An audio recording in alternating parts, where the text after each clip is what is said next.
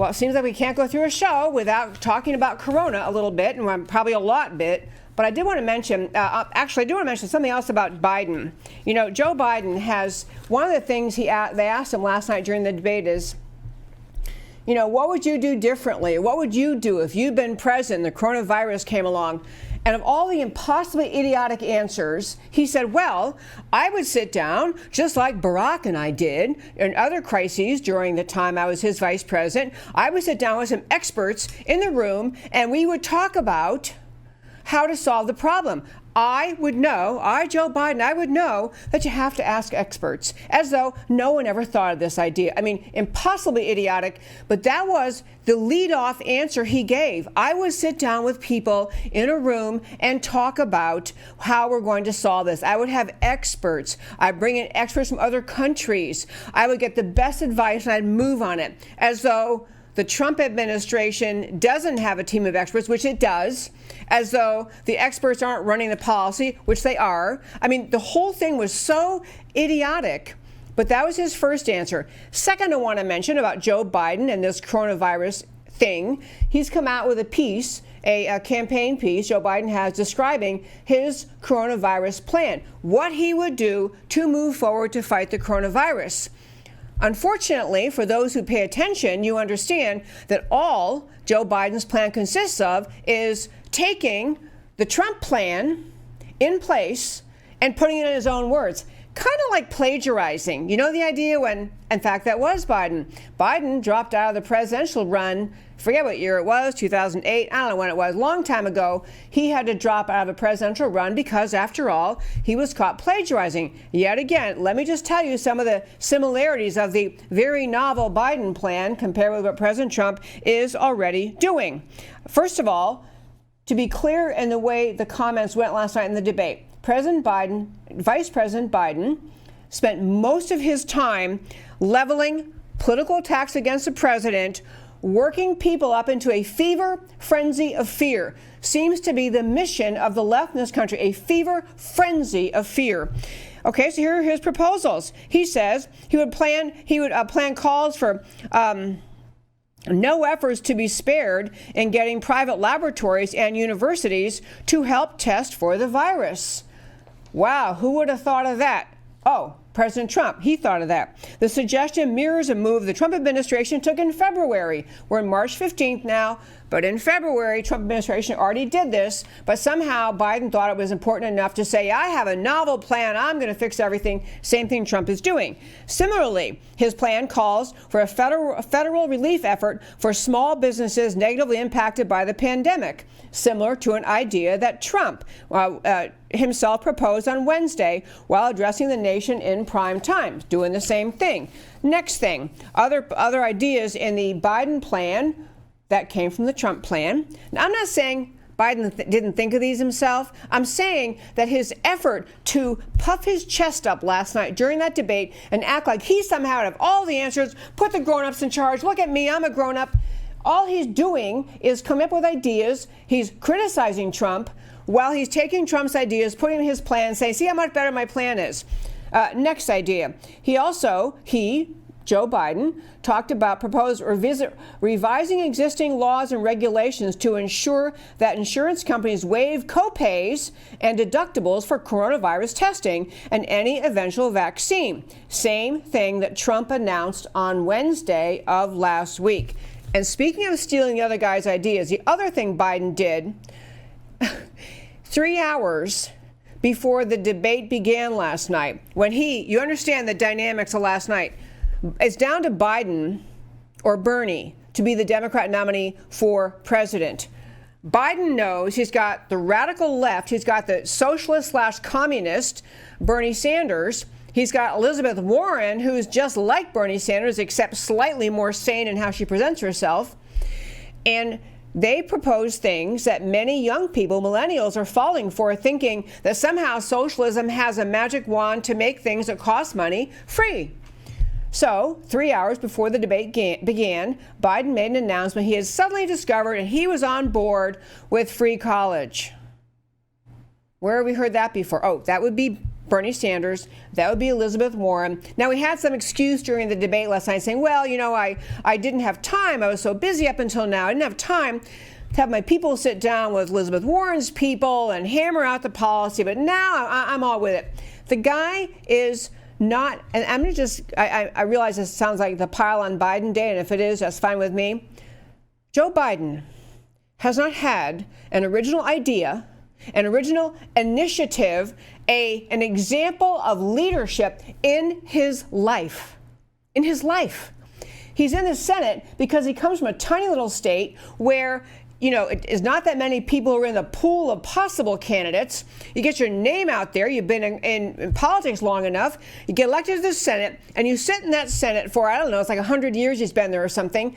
Sit in that Senate. Your name is out there. You get ultimately chosen by Barack Obama to be the vice president, not because of your stellar accomplishments or because of your leadership, but because everyone in the whole country will be thinking, thank God Obama is president, not Biden, because Biden is not very bright. And Biden says the same things over and over. He does he has the gaffe. He's been gaffe prone since he was in politics.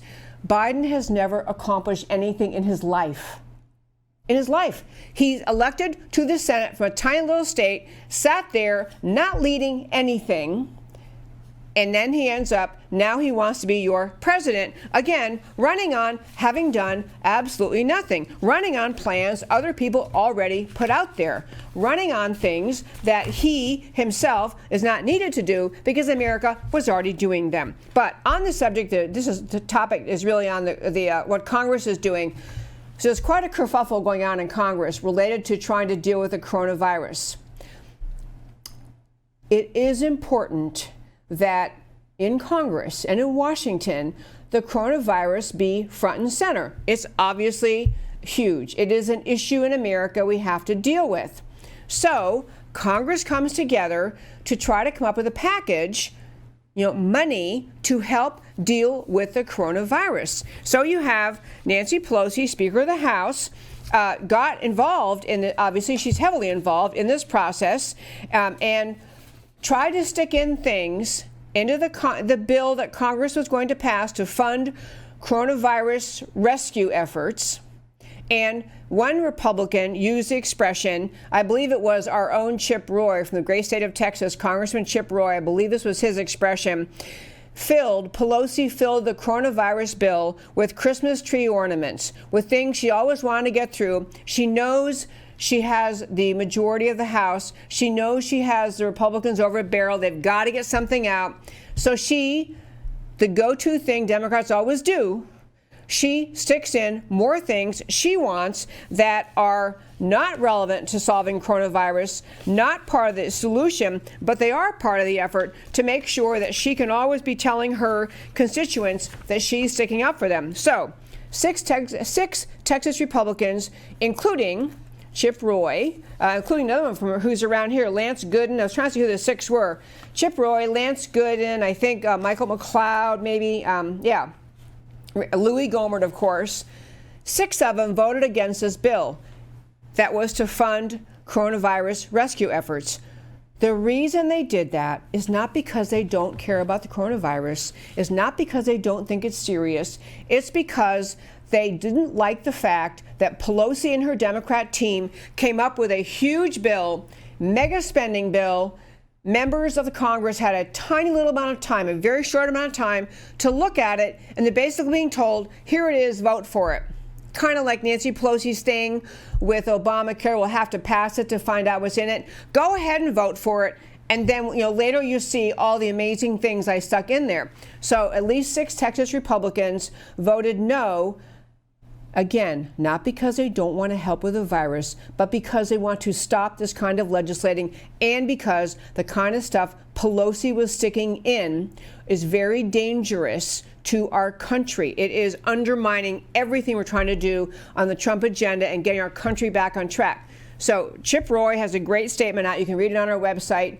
my website, americacanwetalk.org. On the homepage under shows, drop down list of links, you can read his objections. He's basically saying you're sticking in a lot of extra spending, irrelevant here, taking advantage of a crisis. And as you know, the Democrats well know, and everyone listening to this show knows, the Democrat mantra of never let a good crisis go to waste, front and center Nancy Pelosi mind and her actions in this coronavirus bill. I did want to mention on the coronavirus bill that there were provisions in the bill that relate to how individual Americans are going to have their needs met if they are forced to stay home from work. If you have forced business closures, forced restaurant closures, forced hotel closures, all these places are closing in an effort to stem the growth of the coronavirus. And so the bill is trying to address, how are we going to help those people? And so the Congress put in burdens on individual employers, burdens on individual employers in this country, telling them how they are going to have to fund their own employees' absence from work, from revisions to the Family Medical Leave Act, special provisions requiring employers to pay people. It depends on the size of the employer, depends on the how long the person is out, depends on whether they're out because of a forced closure of the business, or they're out because they have contracted coronavirus, or because they're on quarantine. They're concerned about coronavirus. Whatever the reason is, the bill has a whole bunch of burdens placed on small employers. One of Chip Roy's major objections was you're kind of picking and choosing winners and losers here, because you're putting burdens on small businesses that what they have to pay their employees who cannot come to work because of the virus for any various reasons. So, when you stop and think about what the Congress is doing, if you're a business, and especially a small business, 50 or under employees, and you're forced to close by the government because they're concerned about the spread of coronavirus, so you're not making your product or you're not delivering your service,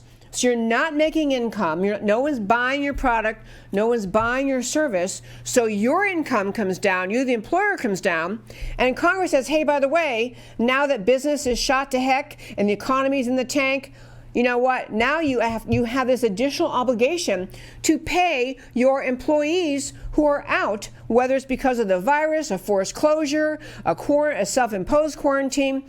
It is Congress putting a burden on small businesses. And especially when you think about the fact some of those small businesses are closing because Congress said they had to, or because, not Congress said, but state legislatures, county, city authorities, various public authorities have forced businesses to close, and Congress is saying, yeah, while you're making no money, here, let us put a little more burden on your business. So right now where it stands, the House passed this bill with some people voting no, including the 6 Texas Republicans and others, and the bill is set to head over to the Senate. The Senate has agreed they're going to listen to input from small business. The lobbyists for small business got in the middle and said, hey, wait a minute, before this gets too far down the path, we get to have a say here. Our people can't do what you want them to do. This is a crazy thing. So the Senate, controlled by the Republicans, will hopefully have some additional control over and diminishment of the burden on small businesses being imposed by Congress. And, I guess in closing this segment, I just say, at number one, there's hardly anything more despicable I can think of. Oh, wait, speaking of despicable. So Pelosi tried to stick in something in this bill intended to deal with a coronavirus crisis that relates to Planned Parenthood, abortion funding, and the Hyde Amendment. I mean, seriously, this is a woman so driven to do the left's agenda at every turn, even when a crisis we all agree is a crisis, even when everyone can see it's a problem. Pelosi's plan, had she gotten away with it, was going to involve changing the rules with respect to funding that would otherwise violate the Hyde Amendment. So, in closing this segment, I want to just say, we have to keep an eye on this. We'll watch what the Senate's going to do, but we are watching in Washington the left stepping up in ways that are very unhealthy, not just burdening businesses to pay things they don't have money to pay, they're not making money on their product or service, but it's also the federal government expanding its nanny state role. It's the federal government saying, hey, by the way, you know, workers, don't worry. You might be out because you're ill, or you're taking care of your ill parent or whoever, or you're on quarantine. We're going to nanny state you. We're going to make sure you get money paid by your employer. We're going to make sure your employer is forced to pay you when you're not working. That is not the job of the federal government. It's not the job of the federal government. We, Americans, broadly speaking, we do have a serious challenge facing us. We're going to talk next about the kind of impact on the coronavirus and all the orders coming down versus the spirit of freedom in America. But what we're looking at in Washington on the left is their relentless, never-changing, unrelenting determination to take advantage of a crisis, to impose burdens on businesses. It's like businesses can magically come up with money they don't have, and to instill in the minds of more and more Americans the government is your nanny. Government is your daddy. Government's going to take care of everything. Don't you worry. We need to have more of a sense of America coming together collectively. We also have to have a sense of in America that we're all absorbing the challenges of the coronavirus, and we're all going to fight it together. But having these kind of provisions that Democrats are pushing, it makes it easier and easier for businesses to close if somehow the federal government is going to make, it makes it easier for the employees to want businesses to close because they're going to get paid. Look at the nanny state told me, oh, my employer is still going to pay me. This is all just, again, too much entanglement of the private sector in the federal government, private sector employment, federal government stepping in and through a bunch of snaky regulations and new rules and ideas, making it harder and harder for the private sector to function and making it easier for more and more people to think the role of government is to take care of everything I need.